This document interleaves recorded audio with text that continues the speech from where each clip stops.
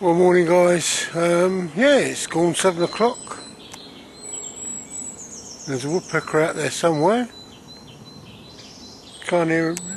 No, he's stopped now for the time being. Yes, so I'm going to go and get my breakfast and spend a little time in the woods.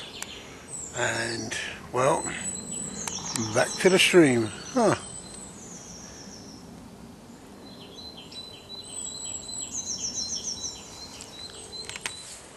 Good morning, and here I am. Letting the fire die down a bit for my dinner, or my breakfast should I say.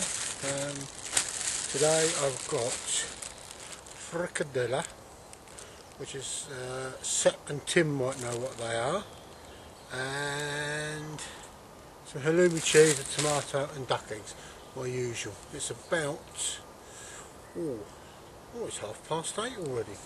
I hadn't realised I've taken so much time to get going. Yeah, a few things to ponder. I've had a scout around the area because I'm looking for a new place. This has always been on a bit of a slope, you know, and I want something more at the top of the hill, slightly flatter. But I'm going to get on with breakfast. I've got the all-important first brew made up. My fire's dying back a bit. Using the honey stove extension with a couple of extra bits, the woodlaw trivet, which couples up very well with it.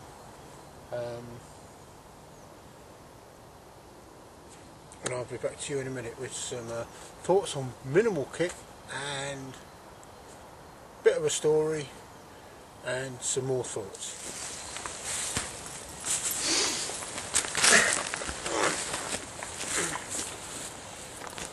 Oh, well, that was a beautiful breakfast. As I said, it was a tomato, so 2 frikadelle, or frikadelle, frikadelle.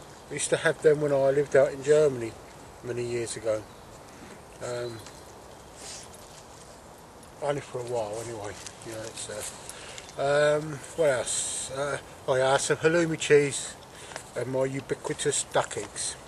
Very nice. Very nice. It's a lovely day. It's very mild. In fact, I've wrapped up for being cold, and I wish I hadn't now. It's I was getting just a little bit too warm. Right, the water's come up to the boil. Making some mint tea. I've had my ordinary tea. Right, there we go. Pour it into there.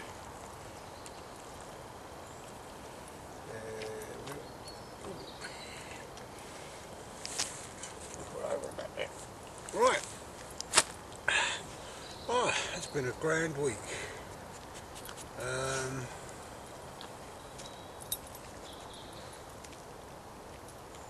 Fox has just gone past. Interesting. Anyway, I'm digressing. Yeah, it's been a good week. I'm going to do a little bit in a minute on absolute minimal kit. Yeah, Roosevelt, who lives in Michigan. I'm not sure whereabouts in Michigan because I have a friend that lives in Lansing as well. She doesn't do this sort of stuff, but she's a very old internet friend of many years standing. But Roosevelt lives in Michigan. He showed his minimal kit, or the kit he likes to take out. I'll be doing that in a minute. Getting into stuff is starting to sprout up. I've not seen much in the way of fungi, though the wild forager guys have seen some about. And things are changing for me personally. So back to the foraging bit. Foraging is a skill. Learn it well. Where I am here in the middle of woodland, you don't find much to eat. Very little grows within the wood itself that's edible. The only thing you might find that's edible are squirrels, pigeons and such like. This is from the UK point of view. Most stuff you find is on the edge of woodland and within its margins. Obviously, you know, things like water mint, wood mint,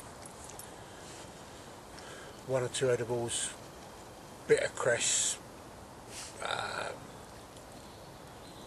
With a bit of luck you'll find some berries, but you know, it's all on the margins of the woodland. Within the wood itself, very little to eat. Well, except for here in autumn when the chestnuts fall to the ground. But other than that, yeah, it's been pretty good. I still have issues with the whole bushcraft concept.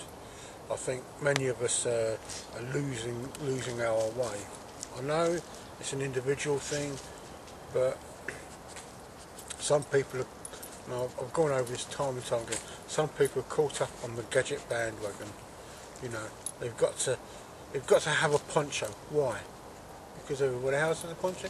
You don't need a poncho. Bushcraft is to do with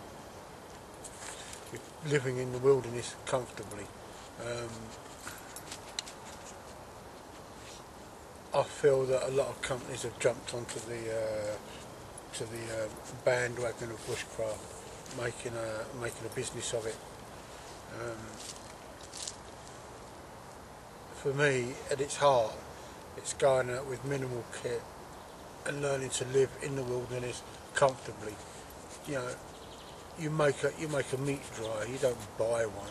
You make a meat smoker, you don't have to buy one. I'm going over this time and time again. So anyway, I'm going to have a sip of mint tea and I'm going to get set up for this minimal kit thing that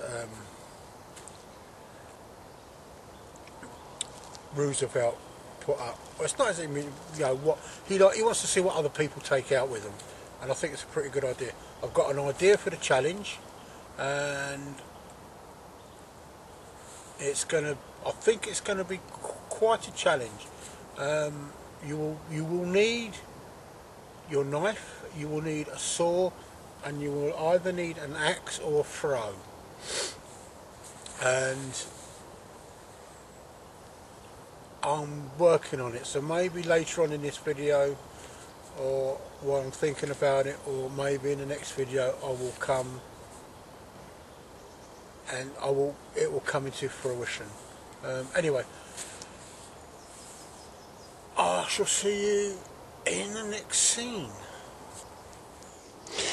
Well, there you go, guys. Minimal kits come down.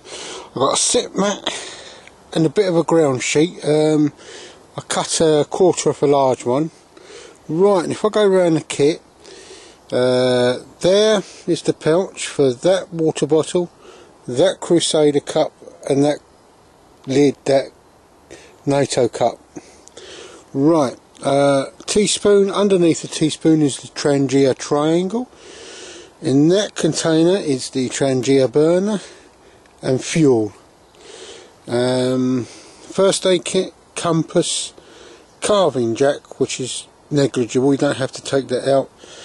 A small bag with some bits in it, hand lenses, the ability to spark up the Trangia burner. There is a torch, Swiss Army camper knife and chapstick and emergency whistle. That, as far as I'm concerned, is your minimal kit. You could actually get away with a lot less than this. All you need is the Crusader cup, and that is just to boil your water in, and you can do an open fire. But this, I mean, for a day's walking, is superb. Most of it fits into that pouch. That